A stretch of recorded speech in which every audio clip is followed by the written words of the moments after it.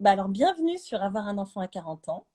Merci. Merci beaucoup d'être là ce soir. Je crois que vous êtes maman toutes les deux et donc vous avez des journées bien chargées. Donc merci de prendre le temps d'être là à 21 heures avec nous ce soir. Est-ce que vous pouvez vous présenter en quelques mots l'une et l'autre?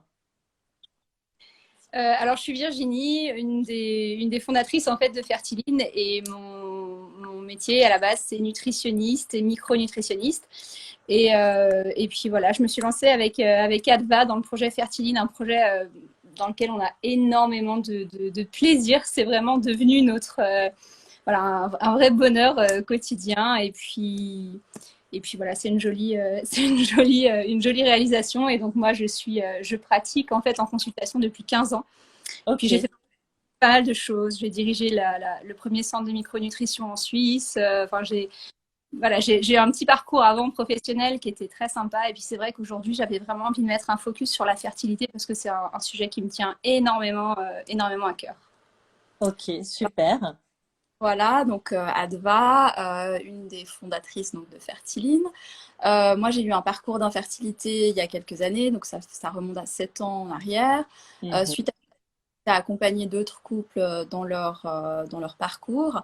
Et puis, donc maintenant, bah, je me suis spécialisée dans les parcours infertilité et PMA à l'étranger. Je fais beaucoup d'orientation des personnes, notamment dans le choix de la clinique à l'étranger. Et puis, je les accompagne et je propose dans la plupart des cas aussi les programmes qui sont fertilines, qui sont des compléments justement bah, au parcours de PMA. On va vous Ok. expliquer un Alors on va en parler plus dans le détail, absolument.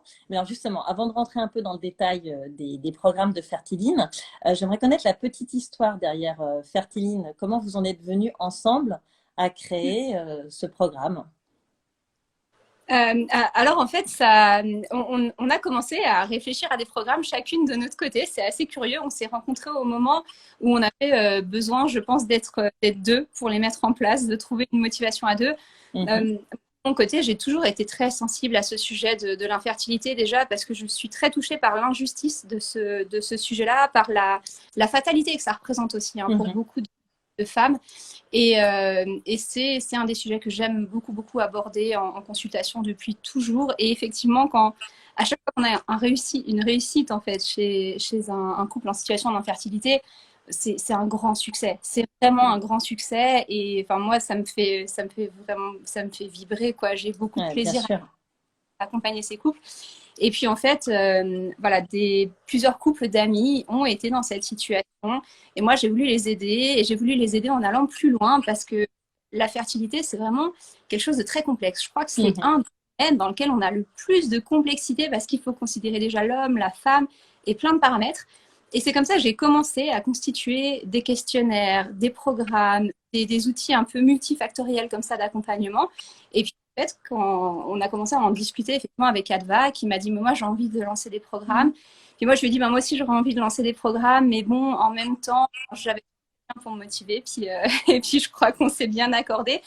Puis c'est vrai qu'on avait un point commun qui était un peu l'envie de changer le monde, entre guillemets. Alors changer le monde, attention, notre c'est tout échelle. petit ce qu'on fait à notre échelle, mais on avait envie de révolutionner quand même quelques petites choses au niveau de la fertilité, de montrer à des couples qui étaient en souffrance que c'était possible, qu'il y avait des options, qu'ils pouvaient Mhm. mettre en place pour y arriver plus vite, plus facilement. Et puis aussi de favoriser des générations de plus en plus fertiles. On a vraiment des objectifs à très, très long terme. Oui, alors ouais, justement, on va en parler. Alors, c'est un programme de fertilité très complet, donc Fertiline, qui couvre, je cite, hein, c'est ce qui est sur votre site, toute la période d'opportunité de la conception. Alors, qu'est-ce que c'est que qu'est-ce qu'il y a derrière ce terme? Alors, la période d'opportunité, en fait, elle couvre enfin, la place moins 3 à 6 mois avant la conception Mhm, jusqu'à l'enfant. On sait que c'est une période en fait dite de sensibilité pour l'enfant, où on peut vraiment travailler sur l'épigénétique, donc l'expression des gènes, mhm, et on peut favoriser une bonne santé future, ou au contraire, avec des actions qui pourraient être peut-être moins bonnes, ben, impacter sur la future santé de l'enfant. Donc vraiment, en prenant en compte cette période d'opportunité, donc nous on le voit vraiment comme une opportunité pour les gens, mhm, mhm, même les gens qui sont en infertilité, on se dit, ben, on se rend compte que c'est très lourd, l'infertilité, c'est très difficile, mais c'est cette opportunité de pouvoir peut-être changer les choses et réfléchir un petit peu à sa conception. Et en même temps qu'on va avoir amélioré ses paramètres, son terrain, on va aussi influencer de manière positive la santé de son futur enfant. Et c'est ce qu'on appelle donc cette période d'opportunité qui il y a aussi les 1000 jours qui a été publié en France. Oui, Beaucoup, on parle de la c'est vrai. conception jusqu'aux 2 ans. Et c'est vrai que pour nous, on prend en compte la préconception parce que c'est vrai que dans les 1000 jours, ils oublient cette partie et pourtant elle est très importante. Tout à fait. Ouais, donc ça veut dire que ce qu'on mange, la façon dont enfin, toute son hygiène de vie, 3 à 6 mois avant les essais bébés, va avoir des conséquences sur la santé de l'enfant. Donc c'est vraiment une aventure vraiment sur le long terme. Et puis aussi, vraiment sur la santé tardive, parce que souvent, quand on parle de santé de l'enfant, on pense à la santé précoce, c'est-à-dire un enfant qui va bien à la naissance, mais l'épigénétique, c'est pas vraiment ça. En fait, quand on fait du conditionnement épigénétique et qu'on travaille sur cette période d'opportunité, on va plutôt conditionner des maladies qui vont arriver chez l'enfant quand il sera adulte, c'est-à-dire vraiment l'obésité, l'hypertension, le risque de diabète, le risque de cancer, l'infertilité même, hein, parce que on sait que dans l'infertilité, on a un bagage en fait épigénétique qui est relativement lourd. C'est pour ça qu'il y a quand même cette notion un peu de fatalité qui est lourde à porter et puis qui est pas en l'occurrence parce qu'il y a beaucoup de choses à faire quand même. D'accord, ok. Ok, donc là, du coup, on a répondu à la question suivante qui correspondait à la période périconceptionnelle, donc qui joue un grand rôle dans le projet bébé. Alors, on sait aujourd'hui que notre alimentation, notre environnement, notre hygiène de vie, en général, ont un impact sur notre capacité à procréer. Qu'est-ce qu'on peut mettre en place comme bonne pratique dans ces 3 domaines? Je te laisse aborder les perturbateurs endocriniens, peut-être, parce que ça, c'est... Alors, déjà, il y a une chose dont on entend beaucoup parler, c'est les perturbateurs endocriniens. On sait qu'ils sont néfastes, on sait qu'il y en a beaucoup, et pourtant, il y a des choses qu'on peut simplement faire pour s'en prémunir. Il y a des études qui sont sorties il n'y a pas très longtemps, comme quoi, dans notre entourage, on avait plus de en fait, on a plus de 400 molécules, par exemple, qui sont perturbatrices au niveau des oestrogènes. On sait que les oestrogènes sont vraiment des hormones absolument clés dans la fertilité, dans la dégradation de la fertilité aussi, et dans notre environnement proche, c'est-à-dire tous les jours dans notre quotidien, on est exposé en moyenne à 400 molécules.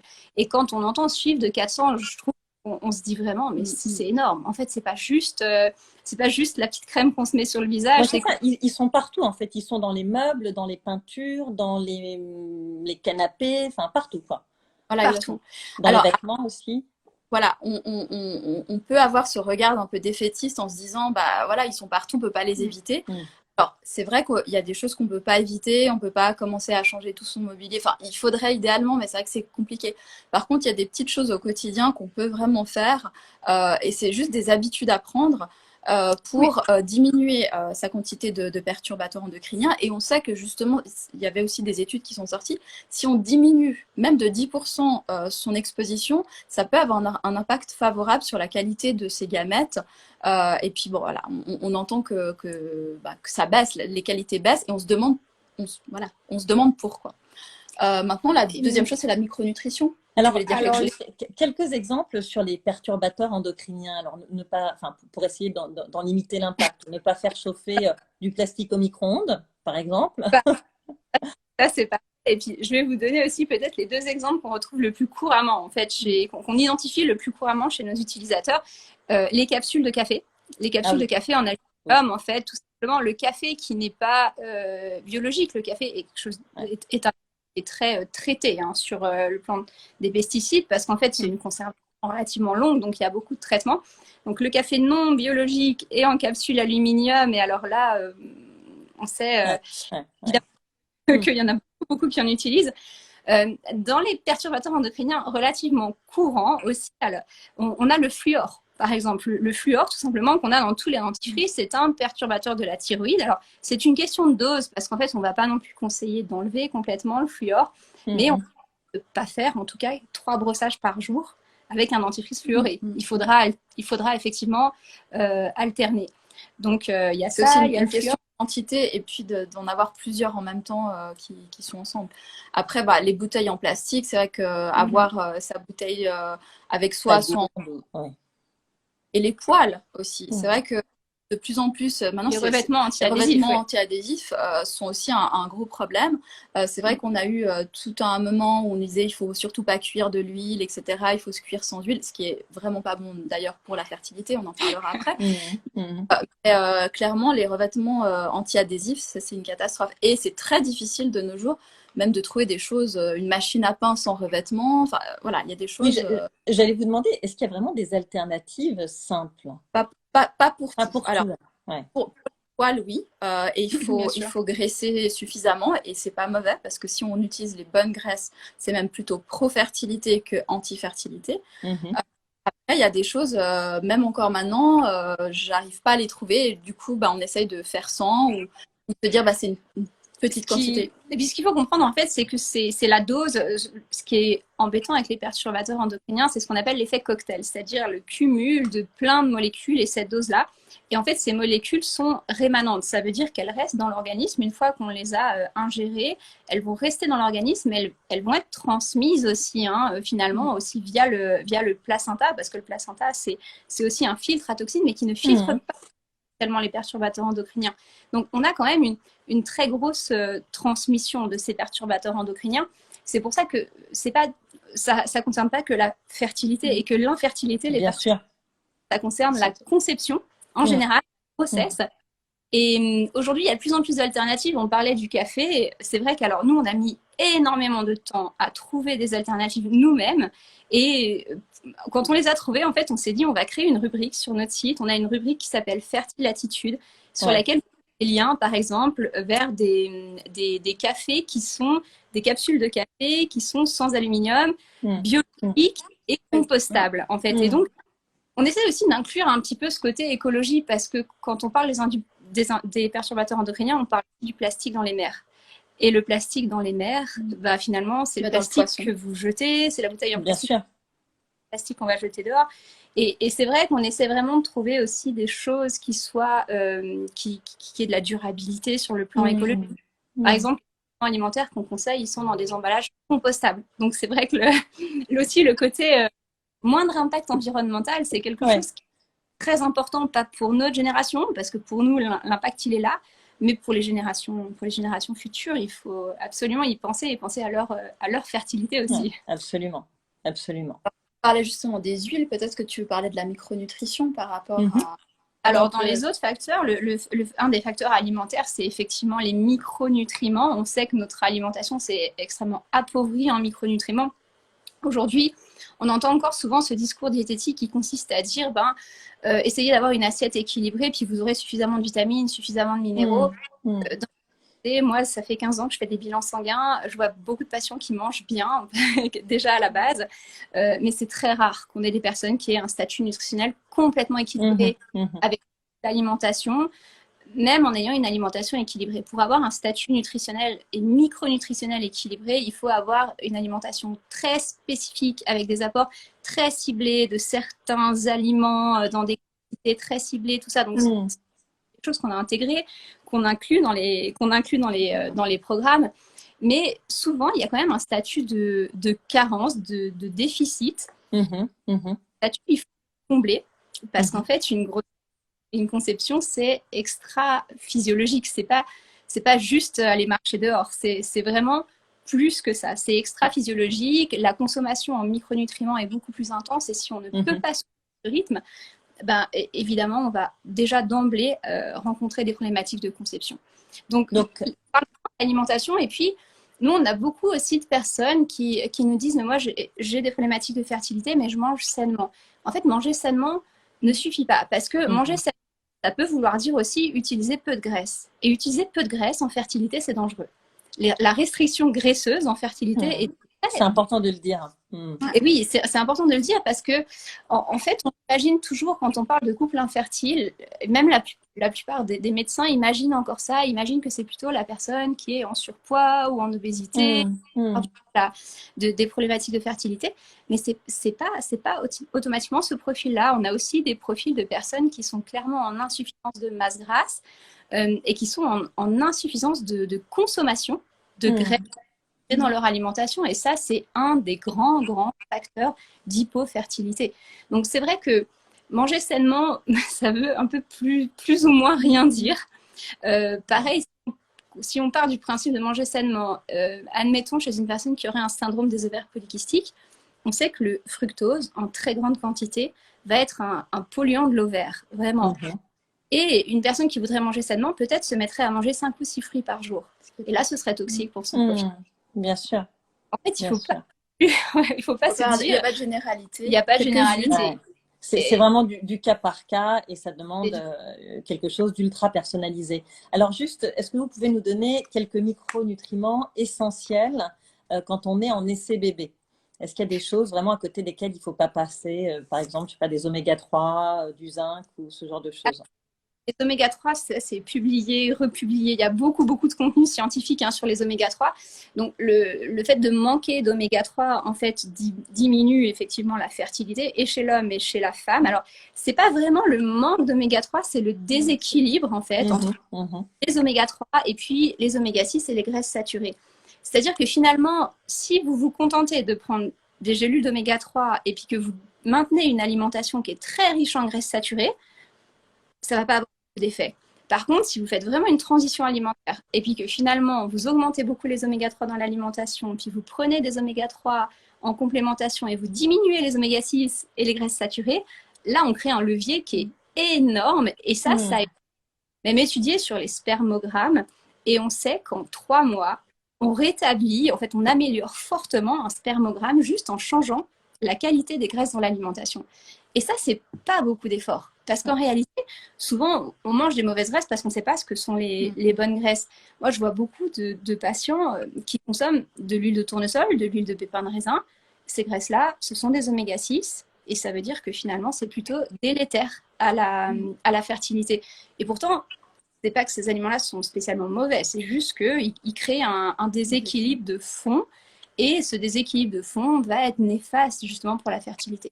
Donc, les oméga clés, l'iode aussi, et un micronutriment qu'on oublie quasiment tout le temps. Aujourd'hui, je vois par exemple un des compléments alimentaires qui est le plus prescrit dans la fertilité, c'est le tétrafolique, qui est plutôt un bon complément en termes de qualité des micronutriments, d'acide folique, mais qui a juste oublié l'iode en fait. Et je trouve ça tellement dommage parce que nous, quand on a construit les programmes, on s'est dit mais quel complément on va conseiller? Est-ce qu'on va conseiller celui-là ou celui-là ou celui-là? Puis en fait, on a balayé tout le marché des compléments alimentaires de fertilité et on n'a pas trouvé quelque chose qui correspondait à ce qu'on cherchait. Soit il n'y avait pas d'iode, soit il n'y avait pas de QD, soit il y avait des... Donc, pour finir, on les a formulés. Mais c'est vrai que l'iode est essentiel et parfois il est encore oublié dans la fertilité. Il y a d'autres oubliés de la fertilité. Il y a la vitamine B12. On y pense, on n'en parle jamais, on n'y pense jamais. Elle est essentielle à la division cellulaire. Elle est essentielle. Vous n'avez pas de vitamine B12, vous ne pouvez pas diviser correctement vos cellules. Et aujourd'hui, on voit quand même une tendance alimentaire qui part vers une alimentation plutôt végétarienne, plutôt mange de moins en moins de protéines animales. Et ça, c'est génial, bravo, super. Mais par contre, il ne faut pas oublier la B12. Parce que moins de protéines animales, ça veut dire potentiellement des déficits en vitamine B12 et potentiellement des difficultés de division cellulaire. Donc la B12, la B9, mais effectivement la bonne B9, pas des B9 de mauvaise qualité, des B9 vraiment méthylés. La vitamine A aussi, c'est une vitamine très très oubliée. On a même dit pendant des années qu'elle était dangereuse pour la grossesse. Et j'avais entendu ça, effectivement. Et on l'a même dit. Alors, elle est dangereuse en surdose. Ça, c'est vraiment des études américaines qui ont montré qu'effectivement, si vous prenez 100 à 200 fois vos doses de vitamine A, c'est dangereux pour la grossesse. Par contre, si vous manquez de vitamine A, c'est délétère à la fertilité, puis c'est délétère à la grossesse aussi. Et du coup, il n'y a quasiment plus aucun complément alimentaire qui contient de la vitamine A pour la grossesse, alors que c'est essentiel. Et ce n'est absolument pas dangereux si c'est donné à dose physiologique. Mais il faut rester aussi sur des doses, sur des apports. C'est presque chirurgical, en fait, hein, comme En fait, prescription. Enfin, c'est… complètement. C'est aussi ce qui est passionnant dans la fertilité, c'est que la conception est un enchaînement de micro-mécanismes qui tiennent à des micro-mécanismes autres. En fait, il y a toute une succession d'étapes et qui sont à la fois merveilleuses, mais quand on connaît toutes les étapes, on se dit, mais comment on peut encore y arriver? Comment on peut encore y arriver? C'est dingue que ça marche, mais en fait, toutes les choses sont tellement bien faites à la base, mais dès qu'on commence à avoir une carence et 2 carences et 3 carences, évidemment, on va avoir des étapes qui vont devenir dysfonctionnelles, ça va ralentir le temps pour tomber enceinte, en fait. Alors, je vais prendre peut-être quelques questions. On me demande des exemples de graisses saturées. Alors, les graisses saturées, c'est très simple. C'est souvent des graisses qui sont plutôt d'origine animale. Ça va être principalement les viandes rouges et les produits industrialisés, la charcuterie, le fromage de mauvaise qualité. Attention avec le fromage, parce que si vous mangez un fromage d'alpage, la vache a mangé de l'herbe, son fromage contient des oméga 3. Ça, c'est bien. Si vous mangez un fromage industriel, je vous donnerai pas de nom, mais en fait, c'est tout ce que vous trouvez principalement au supermarché qui sont très blancs et qui n'ont pas de goût et tout ça. Ces vaches-là, on mangeait du maïs, on mangeait du soja, on va avoir des fromages qui sont riches en graisses saturées. Et du coup, c'est ça qui est très trompeur. C'est que vous avez le même fromage, vous pouvez avoir même le même nom de fromage, mais votre fromage ne contient pas la même chose en fonction de ce que l'animal a mangé. Et ça, il ne faut pas l'oublier, c'est qu'aujourd'hui, si on a un statut de carence, c'est qu'on a complètement fait dévier l'alimentation animale, on fait n'importe quoi avec l'alimentation animale. Et vraiment, ça a des répercussions sur nous. Donc, les fromages, les charcuteries, les aliments industriels, les viandes grasses, les fast-foods, globalement, c'est plutôt ça, en fait, les graisses saturées. Plutôt les produits animaux et les produits industriels. Alors, on me pose la question par rapport au beurre de cacahuète. Est-ce que le beurre de cacahuète… Alors, le beurre de cacahuète, si vous êtes dans une situation d'insuffisance ovarienne, ok, c'est un oméga 6, ça pousse les oestrogènes, pourquoi pas, pas tout seul, hein. Avec toujours des oméga 3, jamais d'oméga 6 tout seul, c'est pas bon ça. Par contre, si vous avez tendance à avoir déjà une progestérone un petit peu basse, non, pas de beurre de cacahuète. L'arachide, en fait, contient de l'acide arachidonique, qui est un acide gras pro-inflammatoire, déjà, et qui est un oméga 6, et donc qui va plutôt créer du déséquilibre hormonal et assez défavorable, en fait, à la fertilité, quand même. Ok. Donc, après, on peut remplacer, par exemple, par du beurre d'amande. Le beurre d'amande, c'est assez similaire en texture au beurre de cacahuète. Par contre, la composition n'est pas du tout la même au niveau des acides. Quand on vous écoute, quand même, on a vraiment la sensation qu'il faut se faire un menu hyper précis. Et c'est ce qu'on va voir un petit peu avec vos programmes. On va rentrer un peu plus dans le dur des programmes. Alors, je regarde juste un peu les questions. Les vitamines à préconiser pour booster la fertilité, on en a un petit peu parlé déjà. Quels sont les compléments alimentaires que vous conseillez? Vous avez déjà donné un peu des pistes. Après, c'est vraiment… du cas par cas et de la personnalisation. Alors justement, vos programmes, pardon. Je vais ajouter quelque chose parce que c'est vrai qu'on n'a pas parlé d'une chose qui est importante aussi à la fertilité, c'est les attitudes aussi de vie, telles que le stress, qui est perturbateur. On parlait des perturbateurs endocriniens. Et ça, c'est vrai que le stress, et on est de plus en plus stressé, on est dans une vie stressante. Alors, on ne peut pas diminuer le stress. Par contre, on peut quand même diminuer les effets du stress. Et c'est ce dont on essaye, c'est ce qu'on travaille en fait dans les programmes. Et puis, l'impact du stress. Et puis, les choses simples comme faire du sport, dormir, même dormir. Il y a beaucoup de gens qui sont en carence de sommeil et ça peut avoir un impact vraiment mauvais sur la qualité des spermatozoïdes, des ovocytes et le système immunitaire. Donc c'est des choses simples qu'on peut faire. Et c'est un peu les idées qu'on peut donner pour améliorer sa fertilité. Mais voilà.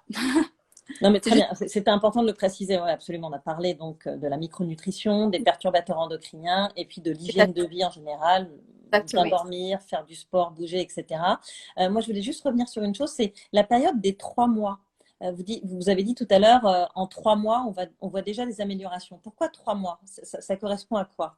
Le cycle de l'ovocyte et le cycle de la spermatogénèse, en fait. Hein, un ovocyte qui va être justement ovulé, c'est préparé en réalité pendant 3 mois. Il n'a pas juste vécu sa petite phase de maturation.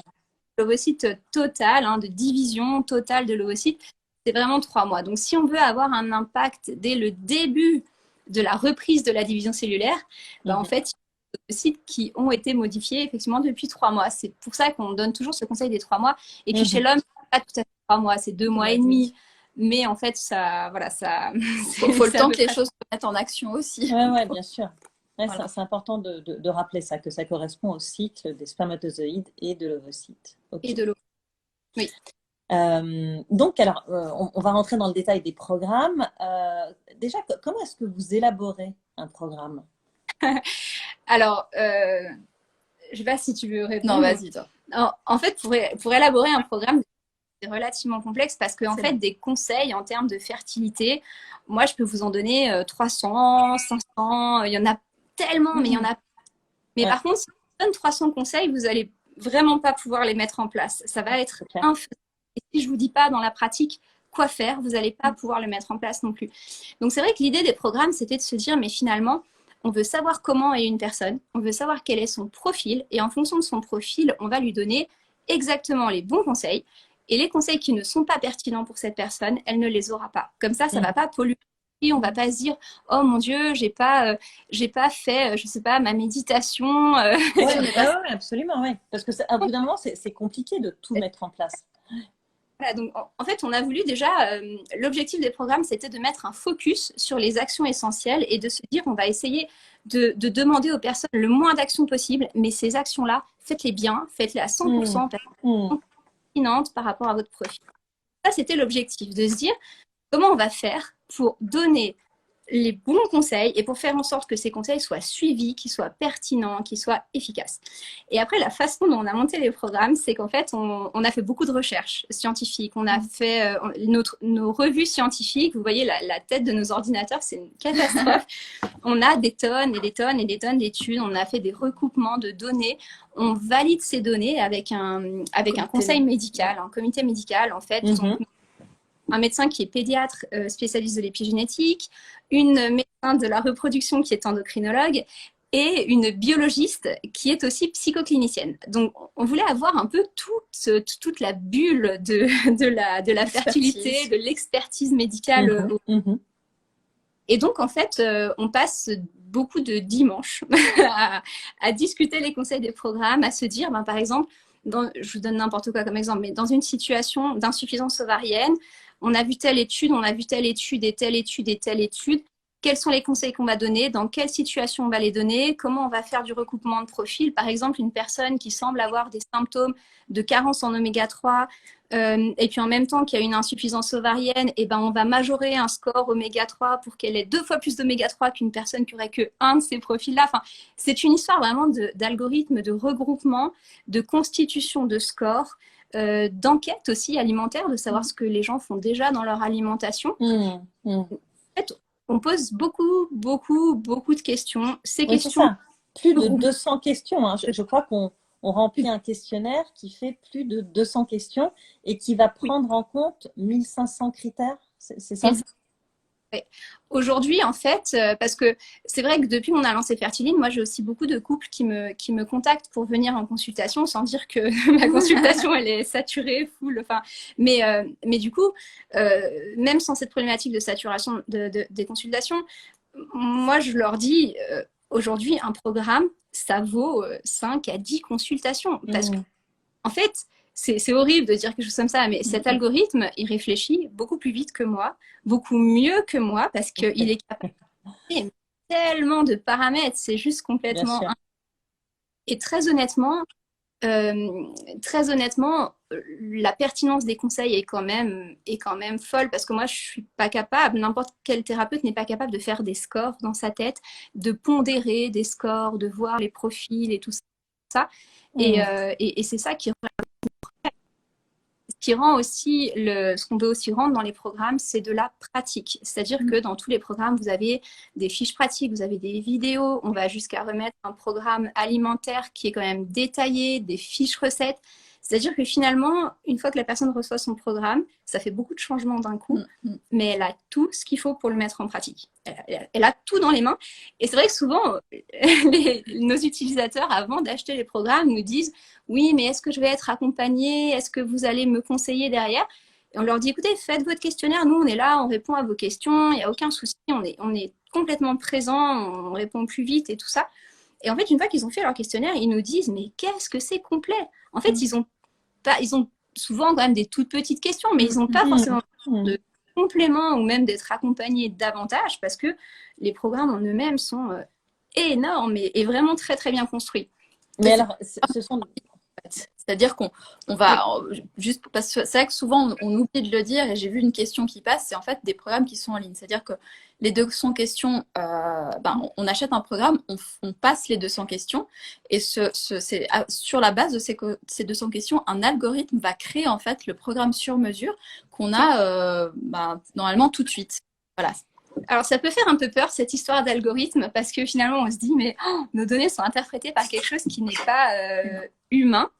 Et alors, les programmes, on les contrôle. Moi, je contrôle chaque programme, vraiment. On va dire, dans 95% des cas, tout est juste. Donc, je contrôle chaque programme. Mais en fait, la puissance de cet outil est juste incroyable. Ça a clairement dépassé ce qu'on espérait. Et je pense qu'aujourd'hui, le fait qu'on ait autant de résultats, parce que les résultats sont bien meilleurs que ce qu'on a à la base en consultation. Et ça, il faut le dire. Les résultats sont pour quelles raisons? Probablement parce qu'on met en place énormément de changements d'un coup. Tout en même temps, en fait. Mais alors justement, ces changements, tous ces gros changements, est-ce que c'est facile à mettre en place? Est-ce que vos utilisateurs ne sont pas parfois un peu effrayés par les changements drastiques qu'il faut faire dans leur quotidien à tous les niveaux? On n'a jamais menti là-dessus. On n'a jamais dit à nos utilisateurs ça va être facile, lancez-vous dans un programme, vous allez voir, c'est génial, vous allez voir des licornes et des arcs-en-ciel et ça va être super. Non, c'est pas ça. On leur a toujours dit si vous vous engagez dans un programme, ça va être beaucoup de changements, mais en même temps, beaucoup de changements égale beaucoup de résultats. Souvent. Et c'est vrai que quand nos utilisateurs reçoivent leur programme, souvent ils ont ce truc où ils se sentent un peu sous l'eau. Ils se disent, mais je dois mettre en place tout ça, tout ça, tout ça. Puis, moi, quand je contrôle le programme, j'envoie un mail en général aux utilisateurs. Je leur fais un petit récap, une petite synthèse de leur situation. Puis, je vais leur dire, voilà, votre profil, votre priorité, c'est plutôt ça, soyez juste vigilants à ça. Donc, je vais quand même leur donner les orientations, les actes. Puis, finalement, je vais leur dire, mais il suffit de vous coller au programme alimentaire, de suivre vos recommandations alimentaires, surligner justement ce qui est très spécifique. Prenez le changement avec curiosité, faites-vous plaisir, testez des recettes. Et en fait, au début, ils nous disent ouais, c'est vrai qu'il y a beaucoup, beaucoup de choses. Et puis finalement, on a souvent un email 2-3 semaines après où ils nous disent mais qu'est-ce qu'on va mieux? Mais franchement, qu'est-ce qu'on va mieux? Puis c'est beaucoup moins difficile que ce qu'on imaginait. On se sent mieux. Je crois que les gens ont aussi envie de faire quelque chose pour leur santé, pour leur fertilité. Et c'est ça, parce que ça a un impact global finalement, votre programme. C'est pas juste sur la fertilité. Exactement. En fait, même psychologiquement, alors que la partie psychologique, finalement, on ne l'aborde pas tellement dans nos programmes. On a des hypnoses, etc., pour accompagner les faciles, les choses un peu, voilà, pour prendre en compte les choses. Mais surtout, les gens, ce qu'ils aiment, c'est vraiment pouvoir être actifs et pouvoir prendre le contrôle. C'est même pas un contrôle, c'est vraiment... et les mails qu'on reçoit, vraiment, même des gens qui n'ont pas encore réussi au bout de 2-3 semaines, et ils sont fiers parce qu'on sent cette envie de faire et d'avancer. Du poids, leurs cheveux ils ont mieux, moins d'allergie. Voilà. C'est vrai, c'est une chouette aventure. Enfin, sur le plan humain, on adore ce qu'on fait. C'est tellement génial d'accompagner des couples dans cet objectif qui est merveilleux, quoi. Avoir un enfant, il n'y a juste rien de plus beau. Donc, c'est super. Absolument. On est tellement heureuse de faire ça. Et c'est vrai que il faut dire qu'aujourd'hui, la plupart de nos utilisateurs sont des couples qui ont rencontré qui sortent d'années et d'années et d'années d'infertilité, de parcours de PMA, Euh, et ces couples-là, de les voir reprendre le contrôle de tout ça, moi je trouve ça juste incroyable. Ils nous font rêver, mais vraiment ils nous font rêver parce que finalement ils étaient un peu dans le coin, quoi, entre guillemets, certains sans possibilité, sans solution, avec des solutions avec lesquelles ils n'étaient pas en accord ou en cohérence. Et puis franchement, enfin, ils prennent ça à bras le corps et ils font tous les changements, c'est incroyable, vraiment. Et Alors, je crois que je vais prendre quelques questions. Je suis désolée parce que je vois que l'heure tourne et on a encore des choses à se dire. Je vais juste prendre quelques questions. Alors, on m'a parlé du GUI. Est-ce que le GUI, c'est quelque chose, voilà. Et puis le DHEA. Qu'est-ce que vous pensez de la supplémentation en DHEA? alors, le ghee, génial, c'est du beurre clarifié, alors si possible bio, hein, parce qu'il ne faut pas oublier que dans les graisses contiennent le plus de perturbateurs endocriniens. Les perturbateurs endocriniens sont stockés dans les corps gras, donc dans notre masse grasse, mais dans tous les corps gras en général. Donc attention aux huiles et aux graisses, hein. Là, il faut que ce soit bio, donc du ghee bio.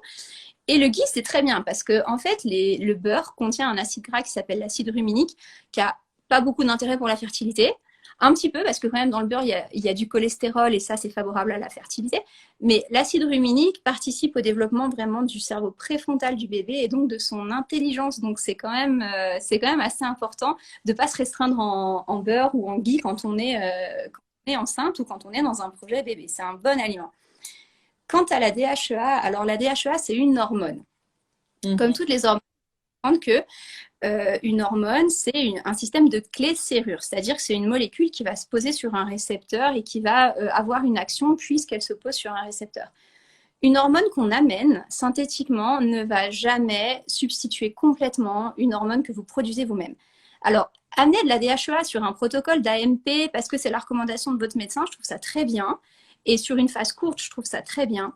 D'amener de la DHEA sur du long terme, bah, tout simplement, si vous substituez une fonction, vous la perdez. C'est comme ça que ça fonctionne dans le corps. Okay. Donc, si vous avez déjà un taux de DHEA qui est affaibli, que vous produisez peu de DHEA et que vous amenez de la DHEA en permanence, bah, vous allez produire beaucoup moins de DHEA. Et ce qu'il ne faut pas oublier, c'est que votre DHEA, elle vaut beaucoup plus cher pour votre corps qu'une DHEA de synthèse. En fait, hein. Donc, nous, on ne prend pas effectivement l'option de compléter en DHEA parce qu'en fait, on utilise des leviers qui augmentent la DHEA que la personne produit.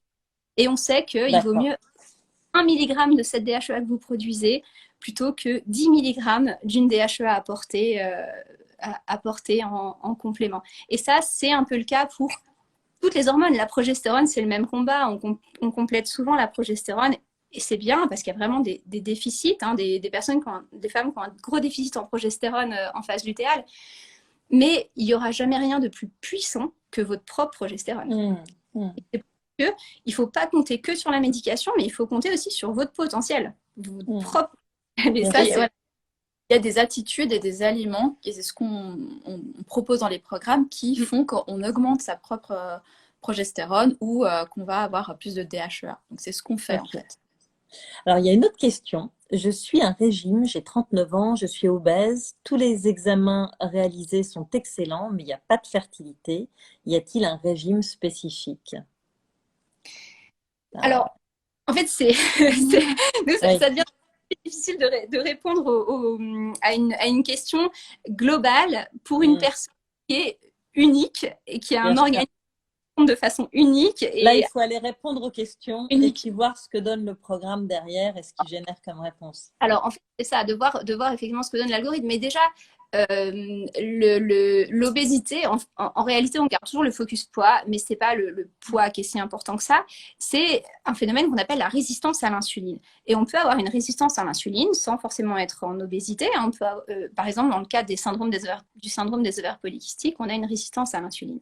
Alors, les examens sont normaux. Par contre, des examens normaux, ça ne veut pas dire qu'on a des cycles ovulatoires. Ce n'est pas parce qu'on a des progestérone suffisante et des oestrogènes suffisants que les cycles sont ovulatoires. Si on a une résistance à l'insuline, on peut avoir des cycles qui sont anovulatoires. Et je pense que ça, c'est principalement le problème parce que si on a des cycles anovulatoires et qu'on n'a qu'un cycle sur 4, un cycle sur 6 sur lequel on ovule, vous imaginez bien que la probabilité qu'on tombe enceinte Tout à fait. Elle est très mince. Elle est Bien très sûr. mince. Alors Bien sûr. là, l'AMP va beaucoup aider. Et après, il y a d'autres facteurs. L'obésité crée une inflammation, et le surpoids et la résistance à l'insuline créent une inflammation bas grade. Mhm. Est un tissu hyper inflammable. C'est très vascularisé, c'est de la microvascularisation, ça pousse tous les mois, c'est un tissu très particulier, l'endomètre, et c'est un tissu qui est vraiment très inflammable, très sensible à l'inflammation. Donc du coup, là, je pense qu'il faut se poser la question de est-ce qu'il y a des carences, est-ce qu'il y a une résistance à l'insuline, comment on peut améliorer la vascularisation de l'endomètre, comment on peut diminuer l'inflammation, et le fait de perdre du poids, parfois, ne suffit pas. Parce que faut-il encore réduire la production, enfin équilibrer la résistance à l'insuline et encore amener des facteurs qui vont vraiment travailler sur la qualité de l'endomètre, la qualité de l'eau. J'avais une question en amont d'une auditrice aussi qui demandait si elle devait prendre de l'acide folique en permanence pendant ses essais bébés. Voilà. Si on est en parcours de PMA depuis un moment, est-ce qu'il faut continuer à se supplémenter avec un micronutriment ou est-ce qu'on fait des pauses ponctuellement, on refait les analyses régulièrement, etc. ou... En fait, sur un parcours de PMA qui est très très long, c'est vrai qu'on risque de prendre de l'acide folique pendant des années et des années. Et qu'est-ce qu'on voit dans le sang de ces femmes-là? Finalement, on voit un excès d'acide folique. Tout c'est ça. Et on sait que l'acide folique en excès est tout aussi nocif que quand il est en manque. Et surtout, ce qu'il faut savoir, c'est qu'on a quand même différentes qualités d'acide folique. Aujourd'hui, nous, on ne conseille plus du tout d'acide folique classique. On ne conseille que active, que des formes méthylées. Méthylées, absolument. Utilisables, et elle ne va pas polluer les cellules. Parce qu'un acide classique, vous n'êtes pas sûr de pouvoir l'utiliser. Plus de 84% des couples, enfin des hommes et des femmes qui sont en situation d'infertilité ont une mutation MTHFR qui les empêche en fait d'utiliser l'acide folique classique ou qui diminue l'utilisation. C'est-à-dire que plus ils prennent d'acide folique, plus ils se polluent les cellules en fait. Mais la quantité d'acide folique active qu'ils vont pouvoir vraiment utiliser pour leur division cellulaire, pour leur conception, elle est minime. Alors dans ce cas, je dirais si on est amené à prendre de l'acide folique sur une très très longue durée, en dehors des protocoles de PMA, on diminue la dose, mais par contre, on prend un acide folique de super bonne qualité. C'est-à-dire un méthylfolate. Les méthylfolates, on appelle ça les quadrifoliques, en fait. Donc, rien à voir avec le tétrafolique, le quadrifolique.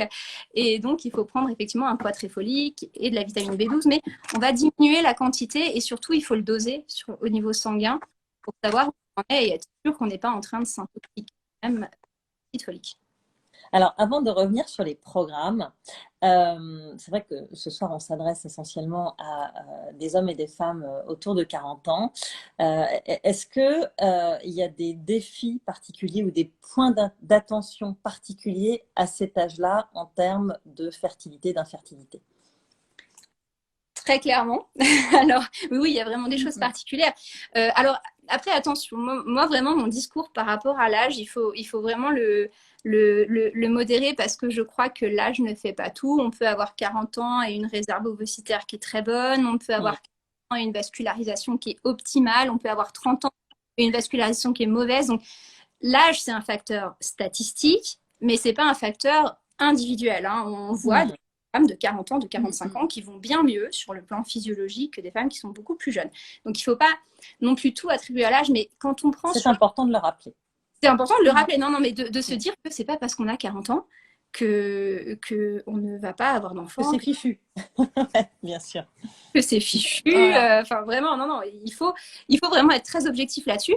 Et je crois qu'aussi, il faut qu'on arrête ces jugements de valeur, de se dire on ne doit pas avoir un enfant à 40 ans, c'est des gros bateaux. Non, je pense que, alors évidemment, sur le plan statistique, on sait qu'on a statistiquement plus de problèmes sur une grossesse à 40 ans, tout ça, mais ça reste statistique et à aucun moment on intègre les facteurs de santé de la personne. Donc, il faut vraiment tenir compte des facteurs de santé. Ouais. Maintenant, les focus à 40 ans, c'est qu'on sait qu'on a une augmentation du risque d'aneuploïdie, c'est-à-dire de nombre de chromosomes anormaux dans l'ovocyte, mais pas que dans l'ovocyte, dans le spermatozoïde. Chez les hommes aussi, il ne faut pas oublier. Chez les hommes aussi. Oui, absolument. Rappelons-le. Et les hommes sont logés à la même enseigne et Tout à fait. à partir de 35 ans et à 40 ans, statistiquement de nouveau, hein, ça dépend du cas individuel. Oui. Voilà, ça augmente. Si on regarde les courbes qui font un peu peur d'ailleurs, on voit qu'à partir de 40 ans, on estime qu'il y a 60% des ovocytes qui n'ont pas le bon nombre de chromosomes. Donc évidemment, on se dit le potentiel de fécondation est moins bon. Il y a aussi d'autres études qui ont démontré que, par exemple, en prenant de la vitamine B12 méthylée, de la vitamine B9 méthylée et en travaillant sur les processus de base de division cellulaire, notamment avec du coenzyme Q10 aussi, eh ben, on va diminuer très fortement le risque d'aneuploïdie. Ce qu'on n'aura jamais avec un acide folique classique, mais on sait que l'apport en méthylfolate va beaucoup aider à diminuer la fréquence en fait des aneuploïdies. Donc ça, c'est un facteur très important de faire de la prévention de l'aneuploïdie parce que c'est vrai qu'on voit les 60% qui sont aneuploïdes, mais il y a quand même 40% qui sont normaux. Donc ça, il ne faut pas les oublier, ils existent, ils sont bien, c'est super. Et donc du coup, l'idée, c'est d'augmenter un petit peu le ratio et de faire en sorte que tous les ovocytes qui vont bien aillent vraiment très très bien. Donc il faut vraiment travailler sur le risque d'aneuploïdie, la division cellulaire. Et donc ça passe par l'alimentation, l'hygiène de vie, tout ce dont on a déjà parlé jusqu'ici et de façon très personnalisée en fonction de chaque cas et de chaque carence. Tout à fait. Après, à 40 ans, on peut avoir aussi plus de risque d'oxydation. Il y a une chose qu'on remarque parfois quand on avance dans l'âge, hein, moi je me rapproche des 40 ans aussi, et là on a des petites taches qui apparaissent, vous voyez, les petites taches brunes. Oui, je vois bien. Voilà, c'est des trucs qu'on n'aime pas trop. Et bien ça, ce sont des signes d'oxydation, et donc du coup ça veut dire qu'on a un niveau d'oxydation qui augmente. Les ovocytes sont des cellules très très grasses, les cellules grasses sont beaucoup plus sensibles à l'oxydation, donc il faut diminuer le niveau d'oxydation. Améliorer la vascularisation parce que je vous disais aussi on voit de plus en plus nos vaisseaux sanguins avec l'âge. Tout le contexte vasculaire s'affaiblit un petit peu et donc du coup il faut optimiser cette vascularisation. Tous les signes qui sont liés à l'âge et qui vont avoir une incidence sur la fertilité sont des choses absolument réversibles, hein, et ça il ne faut pas l'oublier. On a la chance que l'endomètre soit un tissu qui bouge. Tous les mois, vous faites pousser votre endomètre, il disparaît. Vous le refaites pousser, il disparaît. Donc, en fait, c'est très rapide d'améliorer la fonction d'un endomètre. C'est beaucoup plus rapide que d'améliorer justement les petits vaisseaux qui pètent sur les cuisses, quoi. Donc, ça se renouvelle moins vite. Ça se renouvelle moins vite. Donc, tout à fait. Oui, évidemment, il y a des focus à avoir. Mais il faut s'enlever de la tête le côté irréversible de la chose et le côté fatalité de à 40 ans, la fertilité, c'est fini. On n'en est plus du tout là, en fait, hein, du tout. Alors, peut-être qu'on a juste le temps d'aborder un dernier point, justement pour rentrer un petit peu dans le dur de vos accompagnements. Ces accompagnements, ces programmes, ils sont aussi spécifiques au parcours de PMA, aux différents protocoles. Donc, il y a un programme pour la FIV, pour le transfert d'embryons congelés, pour le don d'ovocytes, etc. Moi, j'aimerais juste qu'on s'attarde ce soir sur la façon dont on peut optimiser le transfert d'un embryon et son implantation. Bon, on parle beaucoup de l'amélioration de la qualité ovocytaire, etc. On sait déjà pas mal de choses par rapport à ça. Mais finalement, cette phase d'implantation, de nidation, elle est quand même très mystérieuse. Qu'est-ce qu'on peut faire concrètement pour qu'un endomètre soit bien vascularisé, pour que tout fonctionne bien à cette dernière étape du protocole qui est quand même la plus importante quelque part, parce que c'est elle qui va nous mener à la grossesse. Alors, on parlait de la qualité ovocytaire. Ça, c'est évidemment pour qu'un ovocyte, pour qu'un embryon s'implante, il faut que les gamètes soient de qualité, que l'embryon un bon embryon. Voilà, un bon embryon et qu'il ait une capacité, un potentiel de division cellulaire et une énergie suffisante. Il ne faut pas oublier que l'embryon humain reste quand même 7 jours en autonomie totale. Il reste 7 jours tout seul à se diviser sans être alimenté ni par l'homme, ni par la femme, ni par personne. Donc, il doit avoir un niveau d'énergie suffisant. Ce qui donne de l'énergie aux embryons, c'est le coenzyme Q10 quand même. Donc, il faut quand même avoir un niveau de Q10 suffisant. Et on sait que le Q10, avec l'âge, a tendance à diminuer. Hein. La production a tendance à diminuer. Mais pas trop. Il ne faut pas de Q10, sinon ça devient Mais oxydant. sinon, ça Donc, devient oxydant. Il faut la bonne quantité. Voilà. La bonne quantité à chaque fois. C'est toujours, on en revient toujours au même principe. Question. Ni trop, ni trop peu. Exactement. Après, il y a beaucoup de facteurs qui interviennent dans l'implantation. Le plus gros facteur, c'est l'immunité. Parce qu'en réalité, du moment où un embryon va commencer à s'accrocher à l'utérus, à s'accrocher à l'endomètre, il va être repéré par notre immunité. Et puis là, notre immunité, soit elle va se dire « Ah, c'est super, il y a un embryon qui s'accroche, hop, on va le protéger », soit elle va se sentir agressée et elle va l'attaquer, en fait. L'immunité est un énorme levier, en fait, pour l'implantation. Et il faut comprendre que pour tolérer une grossesse, parce que même si on est fait pour ça, un embryon, ça reste un corps étranger pour notre corps. Pour tolérer une grossesse, notre immunité, nos plus gros attaqueurs, en gros, immunitaires, doivent être abaissés de 70%. Ils doivent s'abaisser de 70%, dès que l'embryon s'accroche. Si notre immunité n'est pas capable de faire ça, là, c'est mal parti pour qu'il y ait une implantation, parce que l'immunité va aller elle-même déloger en fait l'embryon. Et puis l'autre point que vous avez soulevé, c'est la vascularisation. Et c'est vrai que la vascularisation, ça, c'est un phénomène qui est aussi très lié à l'âge, mais pas que. Il y a des facteurs qui sont génétiques, il y a des facteurs qui sont épigénétiques.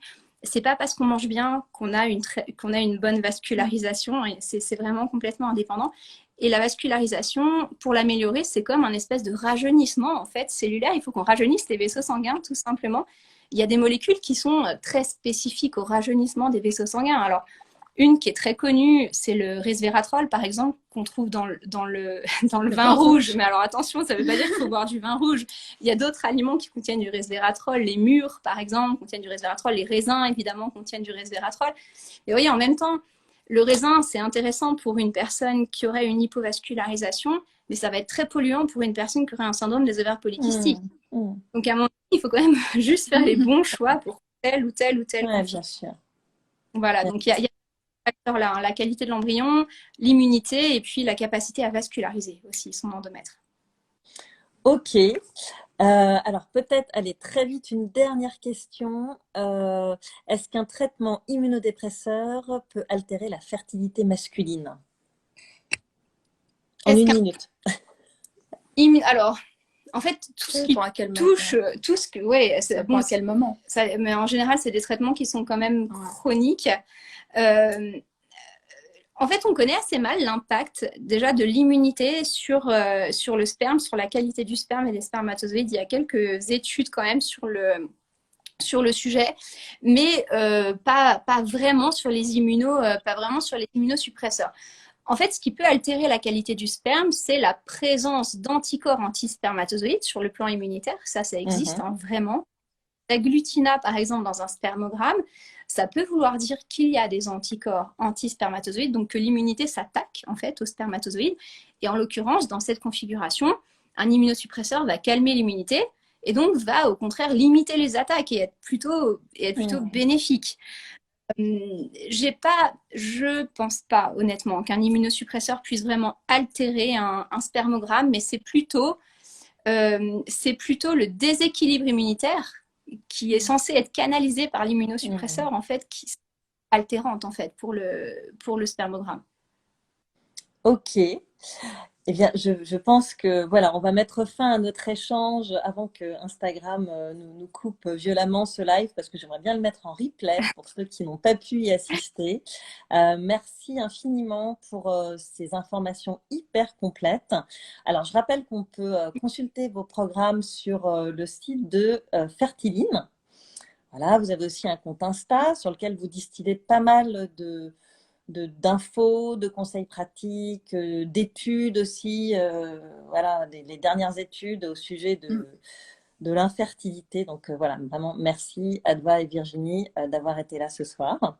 Merci à vous, merci pour l'invitation et puis merci à tous ceux qui ont été présents et on reste évidemment disponible sur notre compte Instagram, sur notre email aussi si vous avez des questions. Si vous voulez, on mettra peut-être une boîte à questions demain sur notre compte Insta. Comme ça, j'ai vu des questions qui passaient à laquelle on n'a pas pu répondre et c'est frustrant. On mettra une boîte comme ça sera le plus. Ok, bah c'est super. Et Voilà. puis, eh bien, écoutez, merci à toutes d'avoir participé à ce live. J'espère qu'il a répondu à vos questions. Avant de vous quitter, moi, je vous invite à écouter mon dernier épisode de podcast, sorti ce lundi, qui s'appelle Sophie et sa grossesse miracle à 45 ans. Alors, c'est un épisode qui donne beaucoup d'espoir et qui rappelle aussi à quel point la fertilité reste un grand mystère. Voilà, malgré tout ce qu'on peut mettre en place autour pour la booster, pour essayer de comprendre ce qu'il faut, voilà, ce sur quoi il faut jouer. Parfois, c'est très mystérieux et on arrive à tomber enceinte comme ça à 45 ans alors qu'on a essayé pendant des années. Et on le voit encore, on le voit souvent, et tant Et régulièrement, hein. Ouais, mieux, absolument. bien sûr. Voilà, bah, écoutez, je vous dis à très vite, à Merci. toutes les deux. Et puis, merci à toutes celles qui ont participé à ce live. Bonne Merci. soirée. Au revoir. Au revoir. Au revoir.